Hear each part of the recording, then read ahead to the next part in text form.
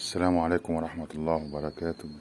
متابعين قناة سوق الماعز البور والشامي بالمنيب. النهاردة فيديو جديد لحضراتكم للاستفادة منه. يعني دايما الناس بتسأل تربي سلالة ولا تربي لحم ولا أنا يجيب فلوس أكتر. دي دايما الأسئلة بتاع المبتدئين. يعني في ناس بتعلق كتير وفي ناس لما تتصل تقولك أجيب دم كامل.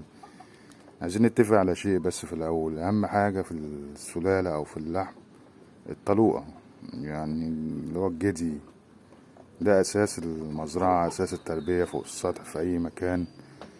كل ما كان الجدي أو الطلوقة زي ما بيقولوا عليه يعني الدم بتاعه عالي، هينتج معاك بقى مع الشامي مع البرقي مع البلدي مع الخليط.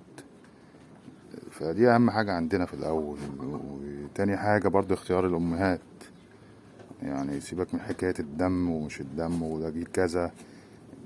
أهم حاجة الحجم. لو أنت هتشتغل في لحم، عايز تشتغل سلالة، برضو الحجم هيجيب معاك، هيجيب حاجة معاك كويسة تشتغل لحم تباع سلالة. وفي ناس كتير بتسأل نشتغل سلالة ولا نشتغل لحم. المبتدئ أو أيا كان اللي عايز يخليه في اللحم ومنه سلالة برضو. انت يوم ما يجيلك جدي ومعزة يعني كويسين شوية هيتباعوا بسعر حلو، وفي نفس الوقت ما تباعوش بسعر حلو هيتباعوا لحم. ففي كلا الحالتين انت مش خسران. يعني في كلا الحالتين انت مش تخسر. اما هتخش في سكة بقى السلالة وعايز اعمل سلالة والدم كامل ومستورد والكلام ده، فده ليه ناس اللي هي بتعرف تشتغل فيه والامكانيات وبيجاب منين.